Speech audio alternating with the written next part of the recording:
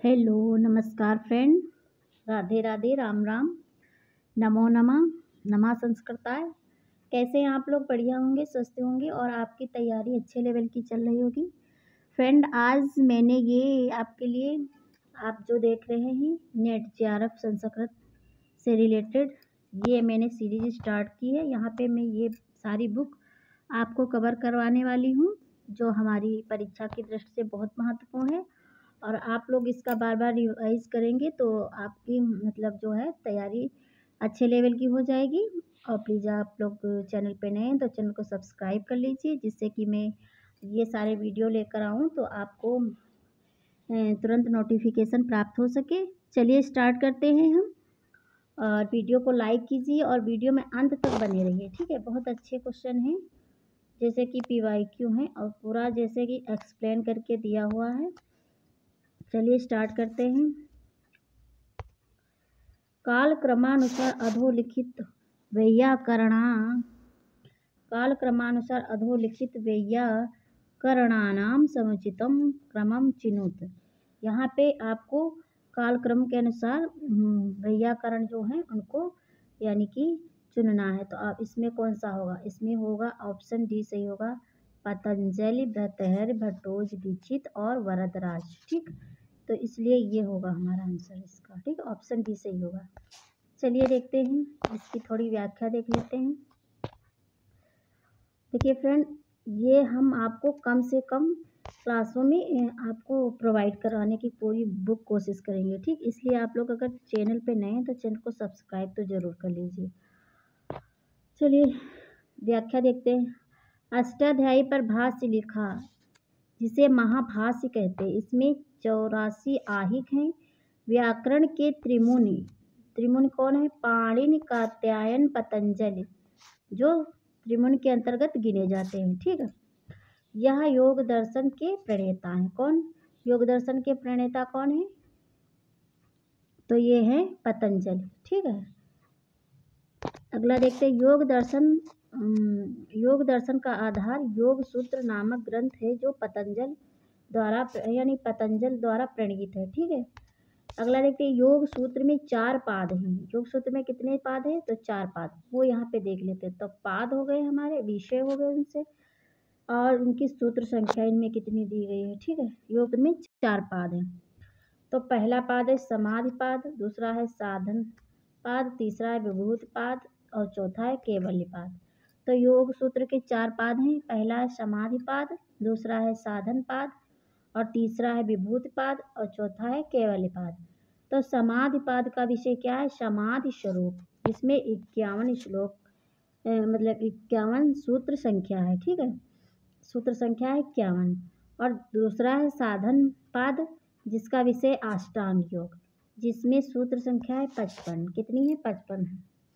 और तीसरा है विभूति पाद, जिसका विषय है योग सिद्धि, और जिसमें सूत्र संख्या कितनी है? 55। और इसमें चौथा है कैवल्य पाद, जिसका विषय है क्या है? मोक्ष, और इसमें सूत्र संख्या कितनी है? 34 है। ठीक है, इस प्रकार यहाँ पे हो गए। कुल टोटल मिलाकर कितने हो गए? यानी कि 195। ठीक है, 195। अगला देखते हैं। योग सूत्र पर व्यास ने योग भाष्य लिखा। योग सूत्र पर व्यास ने क्या लिखा? योग भाष्य लिखा। ठीक है, योग दर्शन को शेश्वर साख्य कहा जाता है, क्योंकि यह ईश्वर तत्व को मानता है। योग दर्शन को शेश्वर साख्य कहा जाता है, क्योंकि यह ईश्वर तत्व को मानता है। सांख्य दर्शन को निरीश्वर सांख्य कहा जाता है, क्योंकि यह ईश्वर तत्व को नहीं मानता है। प्लीज़ आप लोग अपना कमेंट में मत देते रहिए। ठीक है, भर्तृहरि के विषय में देख लेते हैं। तो भर्तृहरि का समय जो था 6ठी शताब्दी ईस्वी माना जाता है। इनके पिता थे गंधर्वसेन, मालव देश के राजा। ठीक, जो इनके पिता थे गंधर्वसेन, जो मालव देश के राजा थे। और गंधर्वसेन की पत्नी का नाम क्या था? हाँ, और इनके पिता थे गंधर्वसेन, जो मालव देश के राजा थे, और इनकी पत्नी थी पिंगला, तथा गुरु कौन थे? गोरखनाथ। किसके? भर्तृहरि के। ठीक है, अगला देखते हैं।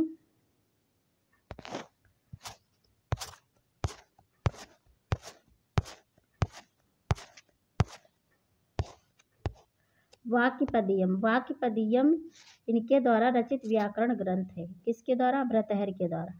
भर्तृहर मुक्तक काव्य के प्रणेता हैं। भर्तृहर जो है मुक्तक काव्य के प्रणेता हैं। ठीक है, तो इनके 3 प्रसिद्ध मुक्तक काव्य हैं जो इस प्रकार हैं, देख लेते हैं। तो पहला है नीति शतकम जिसमें 111 श्लोक है। दूसरा है श्रृंगार शतकम जिसमें 103 श्लोक है। तीसरा है वैराग्य शतकम जिसमें 111 श्लोक है। ठीक है, अगला देखते हैं भट्टोजी दीक्षित के विषय में देख लेते हैं। इनका समय जो है 16वीं शताब्दी माना जाता है। किनका? भट्टोजी दीक्षित का। इनका जन्म महाराष्ट्र के ब्राह्मण दीक्षित परिवार में हुआ था। इनके पिता लक्ष्मीधर एवं गुरु शेष कृष्ण हैं। ठीक है, इन्होंने पाणिनि के सूत्रों तथा कात्यायन के वार्तिकों का संग्रह कर वैयाकरण सिद्धांत कौमुदी नामक ग्रंथ की रचना की। इन्होंने शब्द कौस्तुभ जो अष्टाध्यायी की टीका है। ठीक है, इन्होंने शब्द कौस्तुभ नामक बृहत्तम ग्रंथ एवं वैयाकरण सिद्धांत कौमुदी की टीकात्मक ग्रंथ पूर्ण मनोरमा लिखी है। ठीक है, किसने? भट्टोजी दीक्षित ने। ठीक है, अब देखते हैं वरदराज के विषय में देख लेते हैं। वरदराज जो थे ये भट्टोजी दीक्षित के शिष्य थे। ठीक है, यह भट्टोजी दीक्षित के शिष्य थे वरदराज।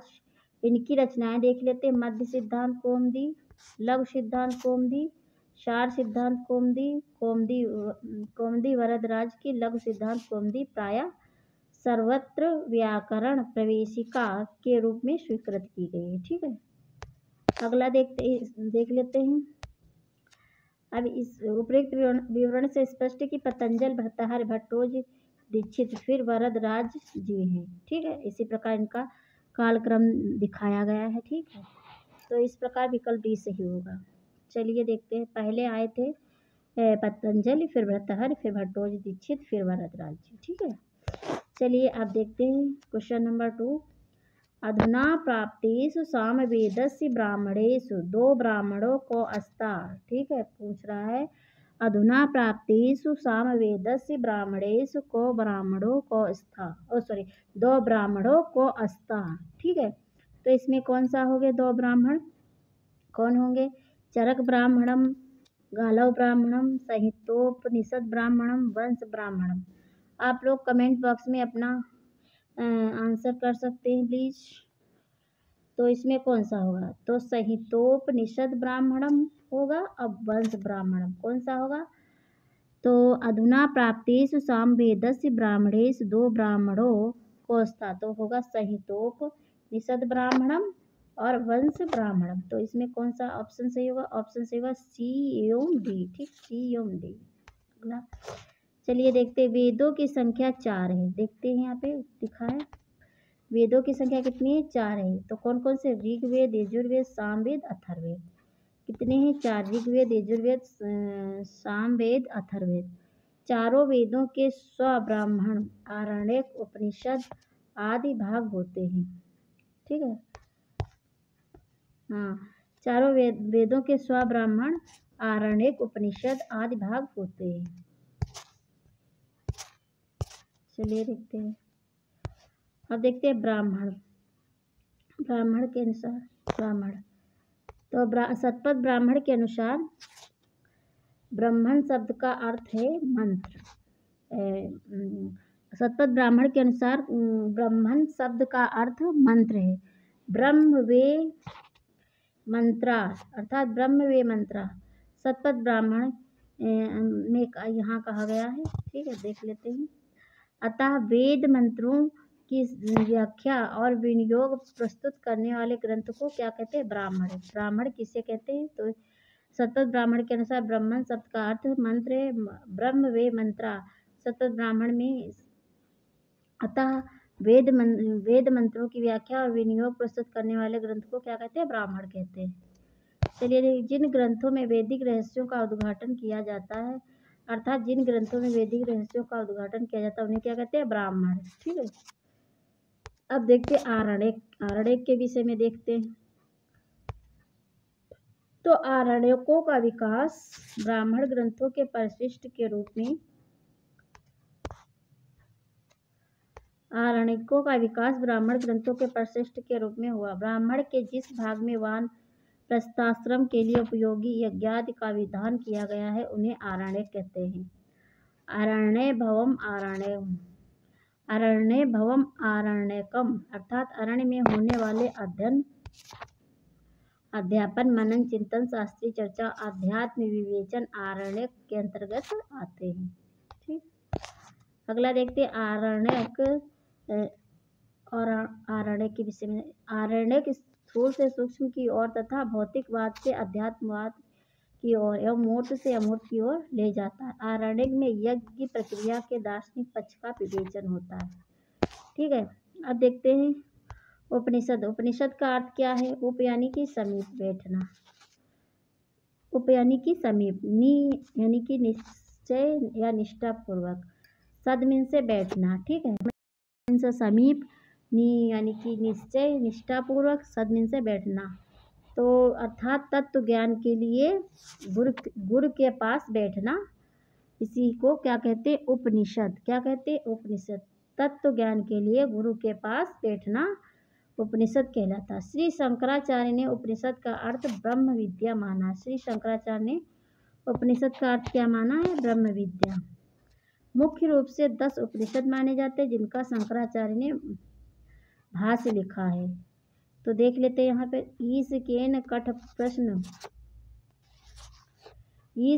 कठ प्रश्न मुंड मांडुक्य तित्तिरा ऐतरेयम चाछांदोग्यम बृहदारण्यकम 10। ठीक है, लिखा ईश केन कठ प्रश्न मुंड मांडुक्य तित्तिरा, एक सेकेंड, हाँ तित्तिरा ही लिखा, तित्तिरा ऐतरेयम चाछांदोग्यम बृहदारण्यकम 10। ठीक है, बृहदारण्यकम 10। अगला यहाँ पे ये इसी के वजह कुछ विद्वान उपनिषद का रचना का 700 ईसा पूर्व मानते हैं। बाल गंगाधर तिलक ने ज्योतिष गणना के आधार पर उपनिषद की रचना का 1600 ईसा पूर्व माना है। ऋग्वेद का ब्राह्मण देख लेते हैं। ऋग्वेद के ब्राह्मण कौन कौन?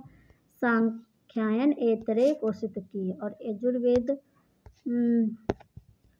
तो देख लेते शुक्ल यजुर्वेद का ब्राह्मण यानी कि यजुर्वेद और शुक्ल यजुर्वेद का ब्राह्मण कौन कौन सा है? शतपथ ब्राह्मण है, और तीसरा है कृष्ण यजुर्वेद का ब्राह्मण, तो कौन सा? तैतरीय ब्राह्मण है। ठीक है, और चौथा है सामवेद का ब्राह्मण तांड षड्विषम समा विधान आर्सेयम। ठीक है, देवत छांदोग्य संहितोपनिषद वंश जैमिनी ब्राह्मण है, ये सामवेद के ब्राह्मण है। अथर्ववेद का ब्राह्मण है गोपत ब्राह्मण। अब इस प्रकार उपयुक्त विवेचन से स्पष्ट है कि सामवेद के 2 ब्राह्मण ग्रंथ है, संहितोपनिषद ब्राह्मण एवं वंश ब्राह्मण। कौन कौन से? संहितोपनिषद ब्राह्मण एवं वंश ब्राह्मण।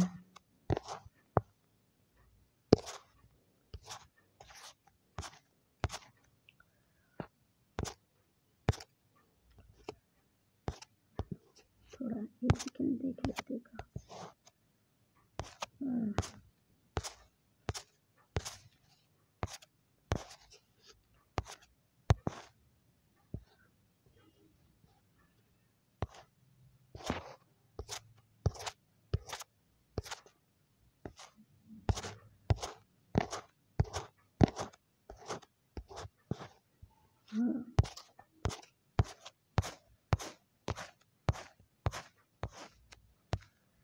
चलिए देखते हैं नेक्स्ट क्वेश्चन हमारा है।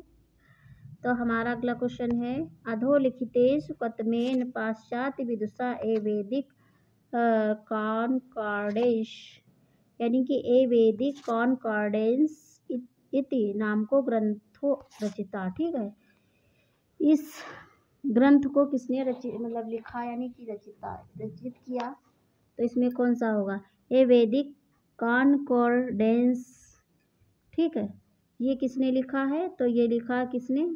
आप लोग कमेंट बॉक्स में बताइए जल्दी से।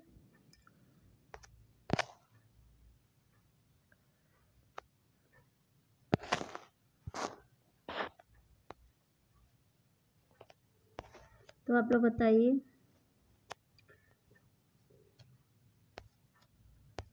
थोड़ा एक सेकंड फ्रेंड में अभी आ रही हूँ,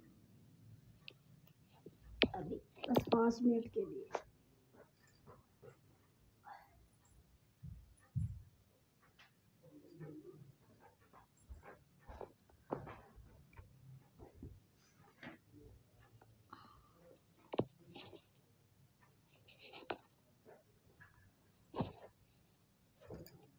एक सेकेंड।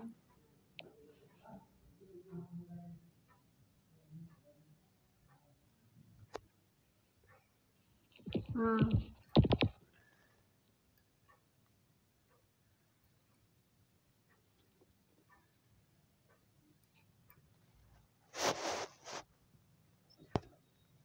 तो इसको किसने लिखा है? तो इसको लिखा किसने? तो इसमें इसको किसने लिखा? इसको लिखा विलियम जोन्स ने, जो हमारे ऑप्शन में नहीं दिया हुआ है। ठीक है, तो इसका देख लेते, व्याख्या देख लेते हैं। भारतीय वाङ्मय की ओर पाश्चात्य विद्वानों का ध्यान सर विलियम जोन्स, यानी कि जिनका समय 1746 से 1794 में किया। ठीक है, तो किसने किया? विलियम जोन्स ने। ठीक है, जो ऑप्शन में हमारे नहीं दिया गया है। ठीक है, इसलिए यह कलकत्ता उच्च न्यायालय के मुख्य न्यायाधीश थे। इन्होंने ऑन द वेदास वेद विषयक लेख लिखकर पाश्चात्य जगत का ध्यान वेदों की ओर आकृष्ट किया। यहाँ उसकी संक्षिप्त रूपरेखा दी जा रही है। ठीक है, अब रुडॉल्फ रॉथ के विषय में देख लेते हैं। इन्होंने अथर्ववेद संहिता, जिसको सौनकी शाखा कहते हैं, का सर्वप्रथम संपादन किया और 1856 में से प्रकाशित किया। रुडॉल्फ रॉथ ने क्या? अथर्ववेद संहिता। एवी कीथ के विषय में देख लेते हैं। एवी कीथ ने, इन्होंने ऐतरेयम कौसुतकी ब्राह्मण ग्रंथ का अंग्रेजी अनुवाद 1930 में प्रकाशित किया। ठीक है, प्रोफेसर कीथ ने ही संख्यायन आरण्य का ही अंग्रेजी अनुवाद किया तथा वैदिक कोश, यानी कि वैदिक इंडेक्स को 2 भागों में प्रकाशित किया, जो वैदिक संस्कृत का छोटा विश्वकोश है। ठीक है, अगला देखते हैं। कीथ ने religion and philosophy of the Keith ने religion and philosophy of the Veda and Upanishads ग्रंथ की 2 भागों में वैदिक धर्म एवं दर्शन की मीमांसा की। किसने? कीथ ने। ठीक है, कीथ ने हिस्टोरी ऑफ संस्कृत लिटरेचर 1941 में लिखी। कीथ ने हिस्टोरी ऑफ संस्कृत लिटरेचर 1941 में लिखी। अब एन.एच.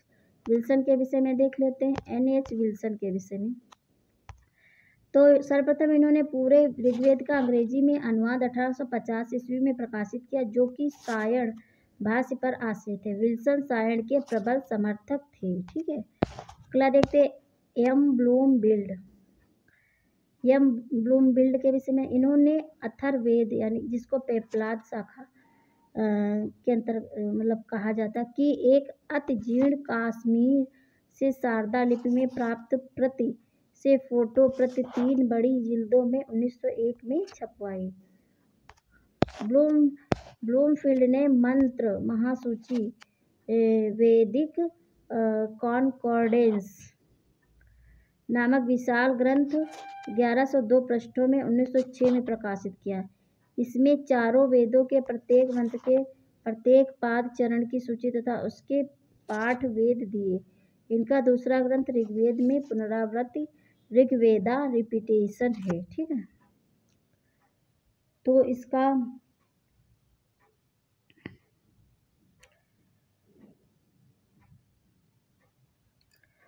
अगला देखते हैं।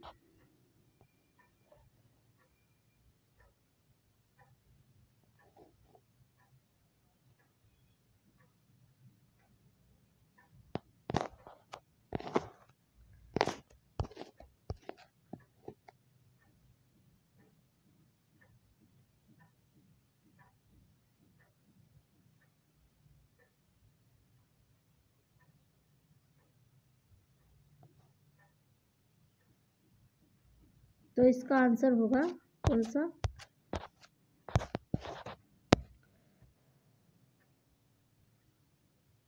ब्लूमफील्ड होगा। ठीक है, ब्लूमफील्ड होना चाहिए था। आप लोग देख ले रहे हैं एक बार।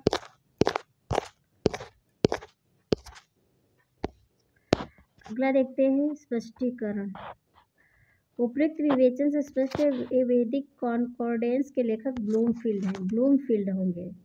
तो ऑप्शन डी सही होगा, सही है। हाँ, ऑप्शन डी ही होगा। वैदिक साहित्य अगला देखते हैं। अत्र कथन द्वयम तत्र अत्र कथन द्वयम तत्र एकम अभिकथनम अपरस्तस्य कारणम आरेति। जिसे अभिकथन देख लेते ए न्याय दर्शन रीत्या आत्मत्व सामान्यवान आत्मा इति। ठीक है, और कारण दिया है बुद्धि सुख दुख इच्छा द्वेष प्रयत्न गुण लिंगकत्वात्। उपयुक्त अभिकथनम कारण श्रितम समुचितम विकल्पम चिनोत। ठीक है, तो इसमें कौन सा विकल्प सही होगा पूछ रहा है।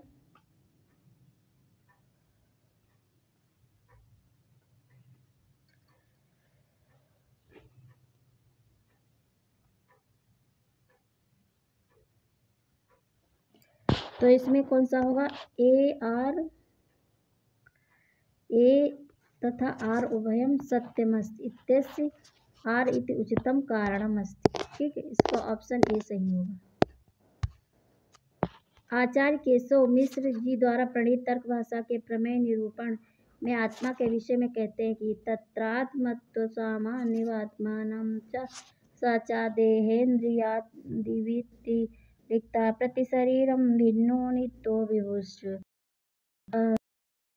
प्रत्यक्षा विप्रतिपत्तो तु बुद्धेयादि गुणा लिंग का तथा कि बुद्धियादयस्तावद् गुणा अनित्यत्वे सति एकेन्द्रिये मात्रग्राह्यात्वगुणस्य गुण्याश्रिता एव तथा च बुद्ध्यादीनां गुणानामाश्रयो गुणी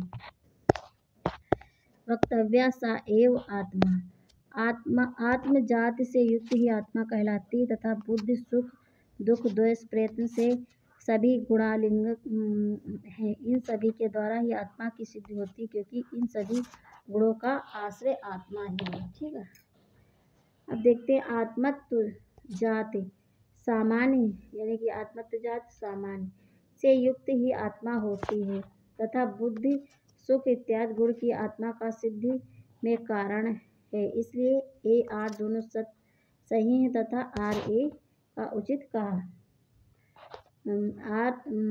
ए का उचित कारण आर है। ठीक है,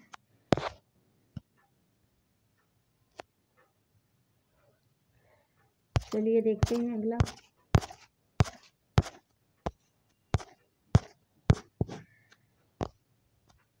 महाभारती पर्वणानां समुचिता क्रमो अस्ति। ठीक है, तो इसमें समुचित क्रम पूछ रहा है।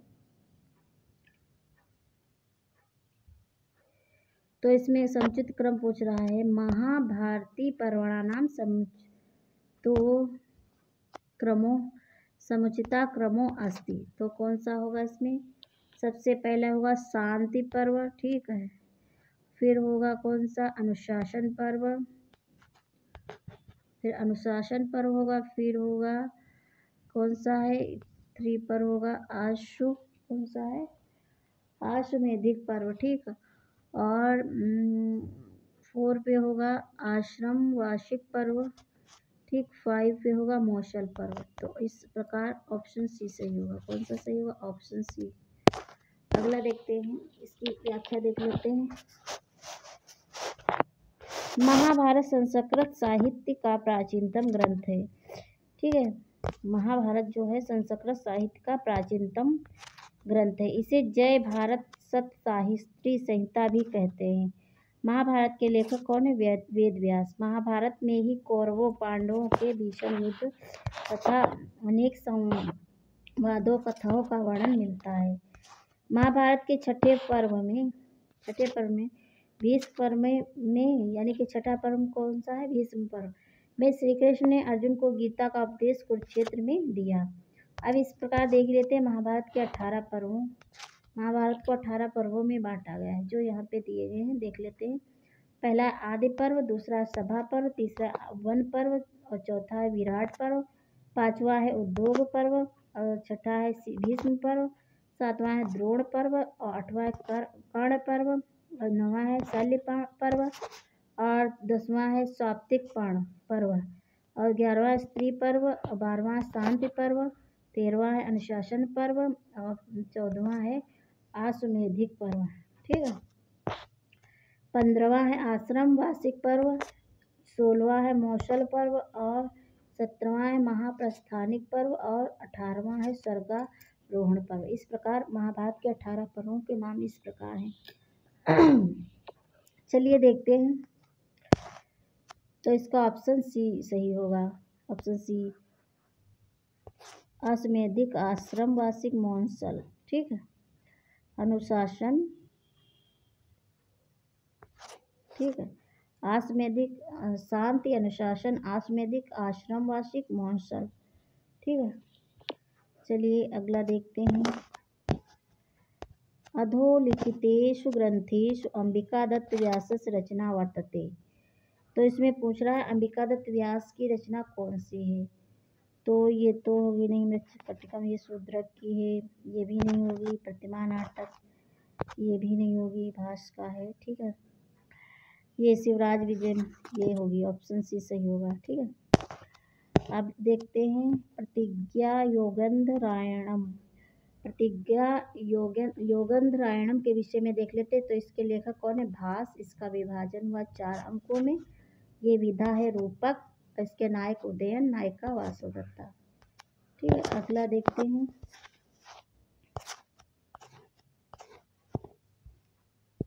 अब इसके अन्य पात्र देख लेते हैं। प्रतिज्ञा योगंधरायण के देखिए, इसके अन्य पात्र हैं प्रदोत, योगंधरायण, सालंक, हंसक, रुमाणवान, महर्षि व्यास, बादरायण।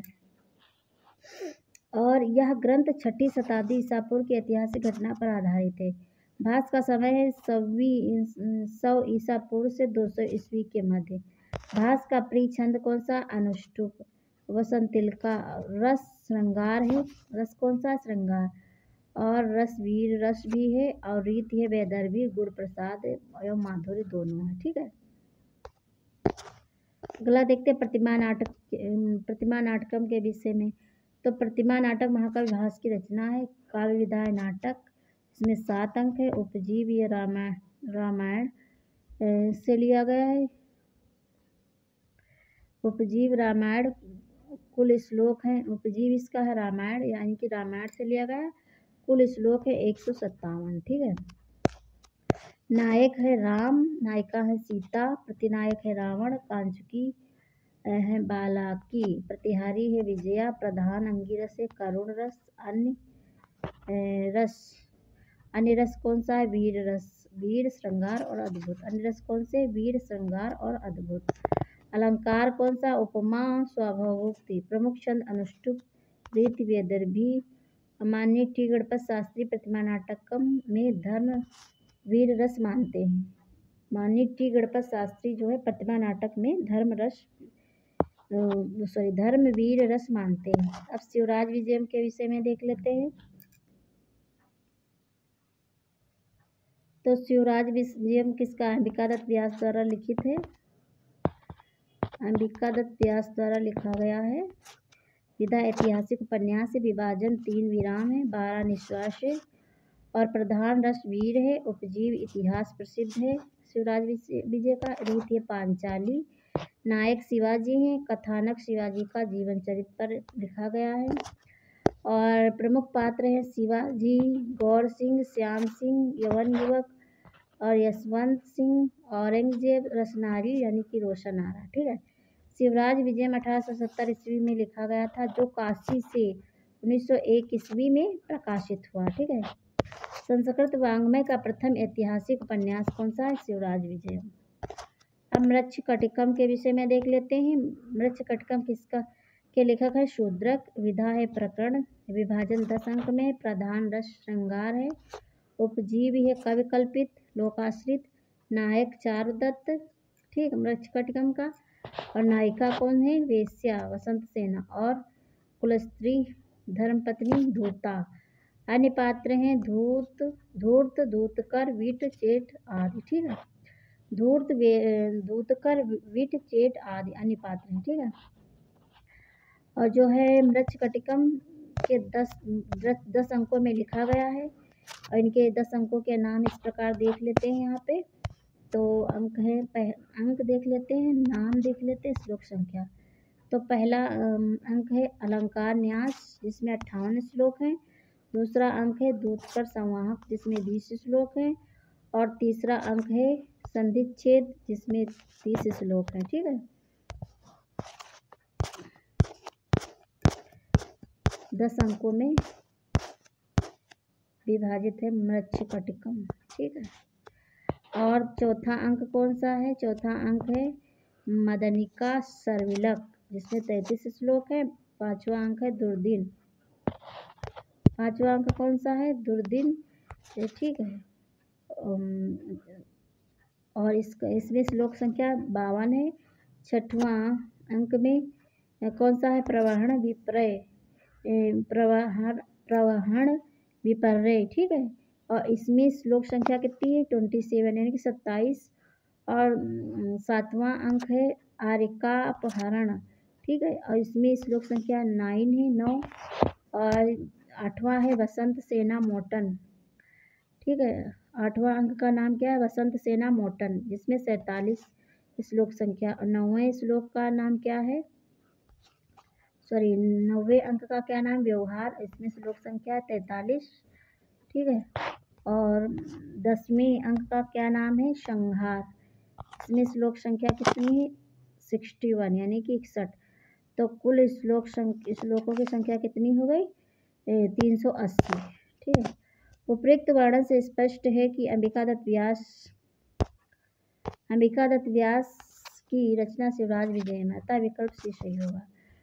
अगला देखते हैं, क्वेश्चन है ब्रह्म सूत्र शांकर भाष्य अनुसारम ब्राह्मणों अस्तित्व प्रसिद्धि कस्मात् ज्ञायते। ब्रह्म सूत्र शांकर भाष्यानुसारम ब्रह्मणों अस्तित्व प्रसिद्धि कस्मात् ज्ञायते। तब पूछ रहा है इसमें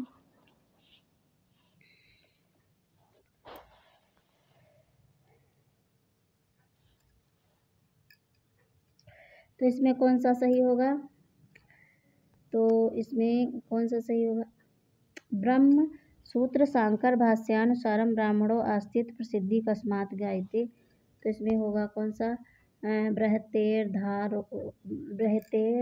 धातोर नुगमात। ठीक है, और पंच प्रयाजेभ्य प्रकृति यागाद। ठीक है, और सर्वस्यात्मत्वाद कौन सा होगा इसमें? तो इसमें होगा बृहतेर धातोर नुगमात। ठीक, ये ऑप्शन ए होगा। और सर्वस्यात्मत्वाद ये होगा। तो कौन सा होगा? ए और डी। इसमें कौन सा सही होगा? ए और डी। तो इसमें दिया है ब्रह्म सूत्र शांकर भाष्य के प्रथम अधिकरण में आदि शंकराचार्य जी कहते हैं कि यदि ब्रह्म प्रसिद्ध है तो उसकी जिज्ञासा नहीं होनी चाहिए, और यदि अप्रसिद्ध है तो फिर उसकी जिज्ञासा हो ही नहीं सकती। ठीक है, तत्पूर्ण ब्रह्म प्रसिद्धम अप्रसिद्धम वा स्यात्। ठीक है, यदि प्रसिद्धम न जिज्ञासितव्यम अथा अप्रसिद्धम नैव शक्यम जिज्ञासितुमिति। ठीक है, उच्यते आस्तितावद् ब्रह्म नित्य शुद्ध बुद्ध मुक्त स्वभावम सर्वज्ञम सर्वशक्ति समन्वितम। ठीक है, ब्रह्म शब्दस्य ही व्युत्पाद्यमानस्य नित्य शुद्धत्वाद् यो अर्था प्रतीयन्ते।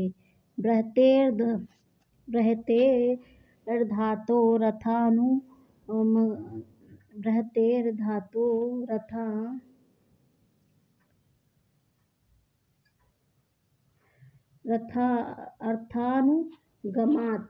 ब्रह धातु के अर्थ से तो ब्रह्म के नित्य शुद्धत्वादि अर्थों की प्रतीति होती है। ठीक है,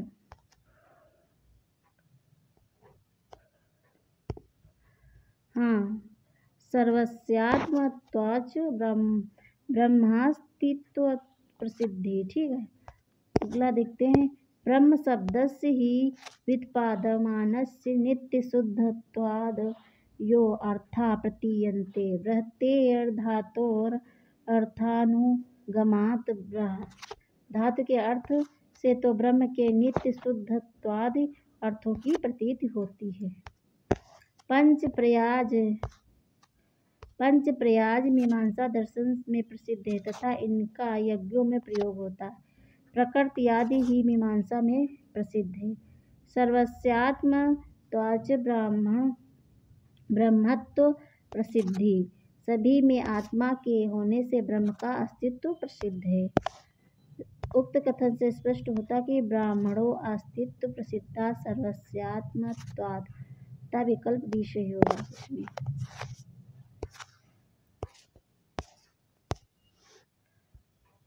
अगला क्वेश्चन देखते हैं।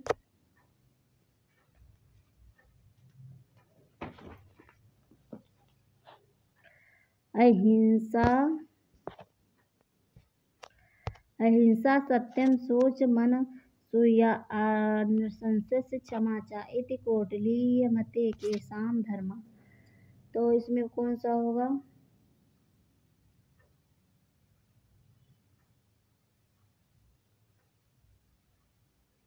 तो कौन सा सही होगा? सर्वेशा माश्रमाणाम और सर्वेशा वर्णानाम। तो ऑप्शन ए एवं बी सही होंगे। ठीक, देखते अर्थशास्त्र के रचयिता कौटिल्य है। यह एक राजनीतिक ग्रंथ है। इस ग्रंथ में 15 अधिकरण है। इसके प्रथम अधिकरण का नाम विनयाधिकारिक है। विनयाधिकारिक अधिकरण में 18 प्रकरण हैं जो निम्न हैं। कौन कौन से हैं? विद्या समुद्देशा, वृद्ध संयोगा, इंद्रियजया, आमात्योत्पत्ति, मंत्र पुरोहितोत्पत्ति, उपधाभि, शोचा शोच, ज्ञान मात्यानाम, गुण पुरुषोत्पत्ति, गुण पुरुष प्राणिधि, स्वविषय कृत्याकृत्य पक्ष रक्षणम। ठीक है, पर विषय कृत्याकृत्य पक्षोपग्रह मंत्राधिकारा, दूत प्राणिधि, राजपुत्र रक्षणम, अवरुद्ध वृत्तम, अवरुद्धे च वृत्ति, राज प्राणिधि, निशांत प्राणिधि, आत्मरक्षितकम। ठीक है, इसके प्रथम विद्या समुद्देशा प्रकरण के त्रयी स्थापना के क्रम में सभी वर्णों का आश्रमों के कर्तव्य को बताया गया है, जिसके तृतीय क्रम में सर्वेषाम हिंसाम सत्यम सोच मन सूया अनशंसस क्षमा च इस प्रकार का वर्णन है, जिसका तात्पर्य है कि प्रत्येक वर्ण और आश्रम का धर्म है कि वह किसी भी प्रकार की हिंसा ना करे, सत्य बोले, पवित्र बना रहे, किसी से ईर्ष्या ना करे, दयावान और क्षमाशील बना रहे।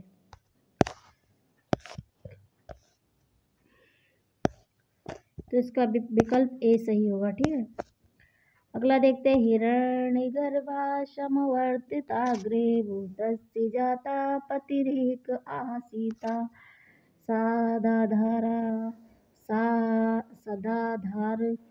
सदाधार पृथ्वी दामुते माम कस्मे देवाय हविषा विधेम अस्मिन् मंत्रे को ऋषि किम छंदा। ठीक है, तो इसमें पूछ रहा है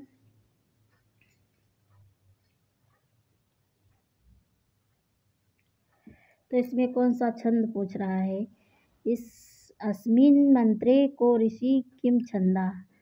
ठीक, तो कौन सा ऋषि है, कौन छंद है पूछ रहा है। तो कौन से ऋषि के विषय में कहा गया और कौन सा छंद है। ठीक है, तो आप लोग कमेंट बॉक्स में बता सकते हैं। तो इसमें कौन सा ऋषि है, कौन छंद है।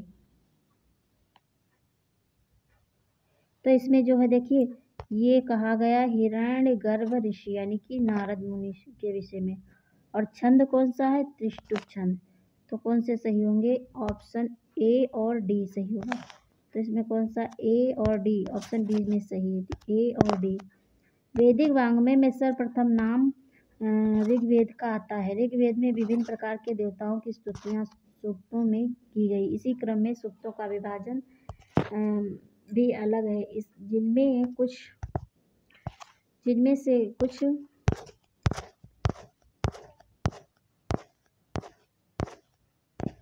स्तुतिपरक, कुछ संवाद सूक्त, कुछ दार्शनिक सूक्त इस प्रकार हैं।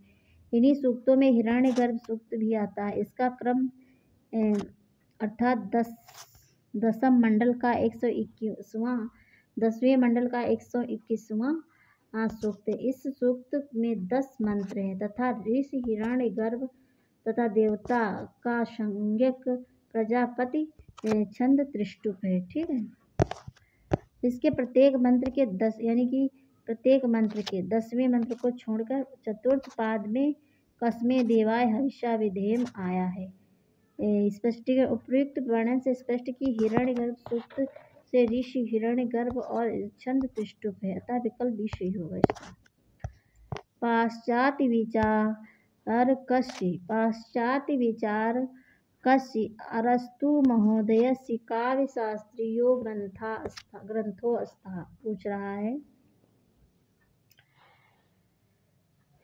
पूछ रहा है पाश्चात्य विचारकस्य अरस्तु महोदय काव्यशास्त्रियो ग्रंथोऽस्तः। तो कौन सा ग्रंथ है? तो अरस्तु महोदय के अनुसार काव्यशास्त्री ग्रंथ पेरियुप्सुस भाषणम शास्त्रम, सौंदर्य शास्त्रम, काव्य शास्त्रम। तो इसमें यही ऑप्शन डी सही होगा। सी और डी यानी कि सी कौन कौन सा? सौंदर्य शास्त्रम और काव्य शास्त्रम। तो कौन सा सही होगा? सी और डी, सी और डी सही है। ठीक है। तो अरस्तु महोदय के कौन से अरस्तु महोदय काव्य शास्त्र ग्रंथ कौन कौन से हैं? तो सौंदर्य शास्त्रम और काव्य शास्त्रम। कौन कौन से? सौंदर्य शास्त्रम और काव्य शास्त्रम। यही होंगे दो। चलिए देखते हैं। पाश्चात्य काव्यशास्त्री विचारकों में अरस्तु, क्रोंचे, लोंगिनुस इत्यादियों का नाम प्रमुखता से लिया जाता है। अरस्तु का जन्म जो है मकदूनिया में 384 ईसा पूर्व में हुआ था। इनके पिता राज दरबार में चिकित्सक थे। इनकी शिक्षा एथेंस में हुई थी। वे जिस अकादमी में शिक्षा ग्रहण किए जिसका निर्माण प्लेटो ने किया था। अरस्तु का काव्यशास्त्री ग्रंथ पेरिपोएटिकेस है। इसी को आंग्ल भाषा में ऑन पोएटिक्स कहा जाता है। क्या कहा जाता है आंग्ल भाषा में? ऑन पोएटिक्स कहा जाता है। अगला देखते हैं। इनके काव्यशास्त्री ग्रंथ सौंदर्य शास्त्र। इनके काव्यशास्त्री ग्रंथ कौन कौन से? सौंदर्य शास्त्र तथा काव्य शास्त्र भी हैं।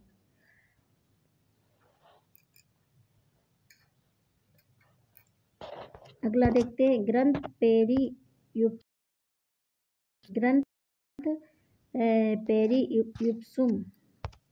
पेरियुप्सुम है जिसे भाषण शास्त्र भी कहते हैं।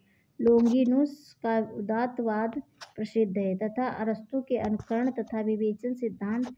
इसी क्रम में बेनेडेत्तो क्रोचे का अभिव्यंजनावाद भी आता है। इनका ग्रंथ एस्थेटिक इतालवी भाषा में प्रकाशित हुआ है। ठीक है। उपयुक्त विवरण के अनुसार विकल्प डी सही होगा। कौन सा सही होगा? विकल्प डी सही।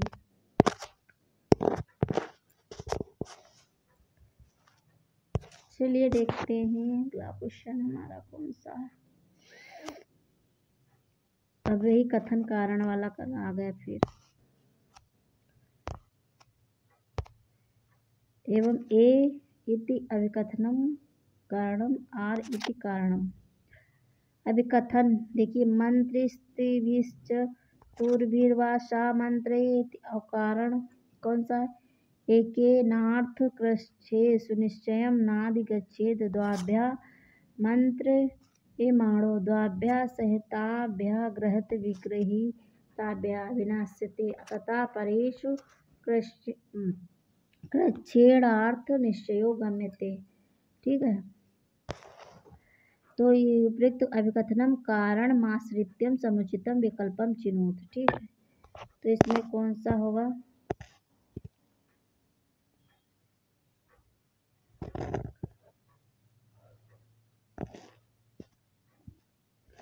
तो इसमें देखिए कौन सा है, ये दोनों सही है। ठीक, तो इसमें कौन सा होगा? ए तथा आर उभवापि सत्यम इति उचितम कारणम अस्ति इत्यस्य। ठीक है, ऑप्शन बी सही होगा इसका। कौटिल्य अर्थशास्त्र में मंत्राधिकार के अंतर्गत आचार्य कौटिल्य, पिशुन, नारद आदि के द्वारा बताई गई युक्तियों के अनुसार मंत्र व्यवस्थित नहीं हो सकता, उस पर अपनी असहमत प्रकट करते हुए कहते हैं कि 3 या 4 मंत्रियों को साथ बैठाकर राजा को मंत्रणा करनी चाहिए, क्योंकि एक ही मंत्री से सलाह करता हुआ राजा किसी कठिनतम कार्य के अड़ जाने पर उचित समाधान नहीं कर पाता और मंत्री प्रतिद्वंदी के रूप में मनमाना करने लगता है।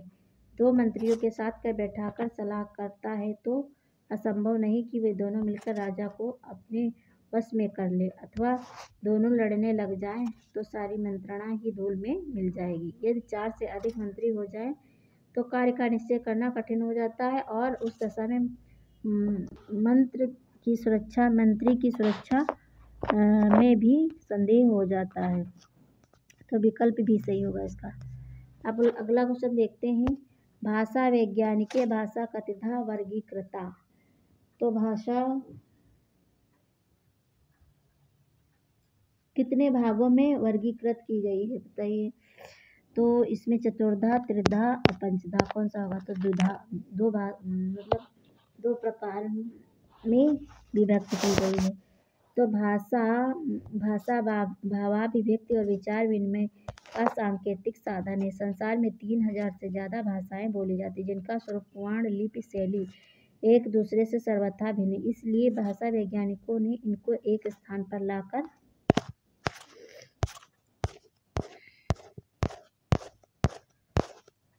रख दिया, जहाँ से पृथक पृथक स्वरूप और स्थान तथा देश के हिसाब से उनका वर्गीकरण किया जाता है।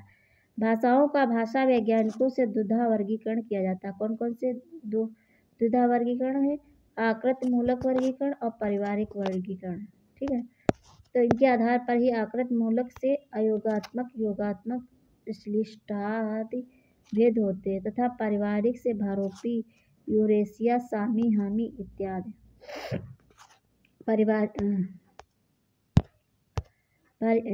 पारिवारिक से भारोपी, यूरेशिया, सामी, हामी इत्यादि। उपयुक्त विवरण से ज्ञात होता कि विकल्प सी सही होगा, यानी कि 2 प्रकारों में विभक्त की गई भाषा।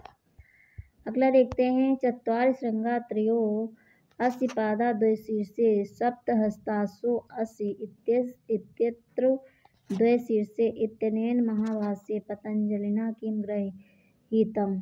तो इसमें कौन सा सही होगा? इसका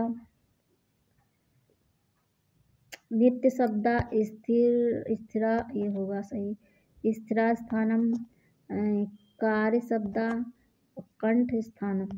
तो इसमें कौन सा सही होगा? ए एवं सी सही होंगे। ठीक है, तो ऑप्शन ए सही होगा। नित्य शब्द, कार्य शब्द। अगला देखते हैं। यह मंत्र ऋग्वेद के अग्नि सूक्त का है।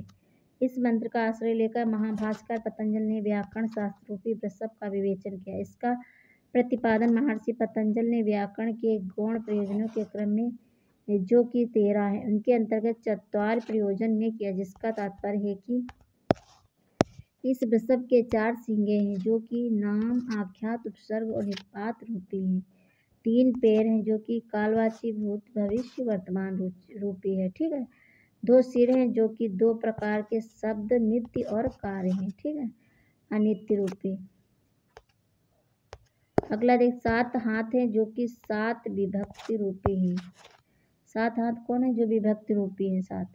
यह वृषभ 3 प्रकार से बंधा है, जो कि उर, कंठ और सिर रूपी, और वर्षा के कारण वृषभ कहा जाता है तथा बार बार शब्द करता है।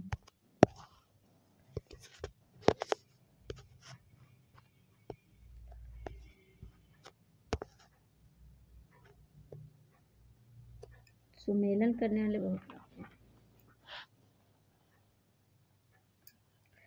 चलिए देखते हैं। यहाँ पे न्याय सिद्धांत मुक्तावली दिशा होगा, ठीक।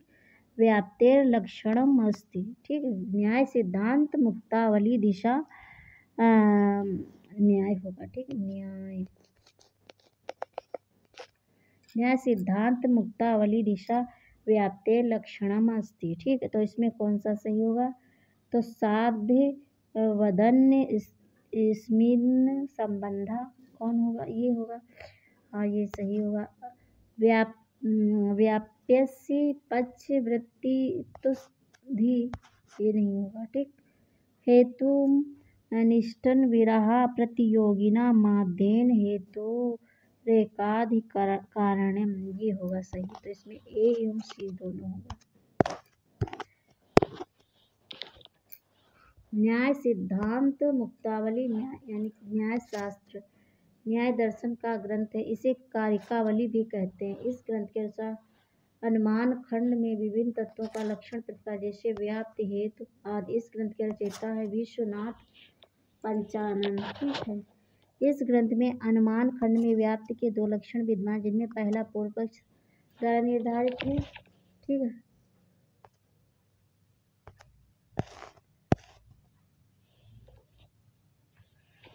आज के लिए फ्रेंड इतना ही। अगला हम अगली वीडियो में लेकर आएंगे। इसलिए थैंक्स फॉर वॉचिंग फ्रेंड। नमस्कार।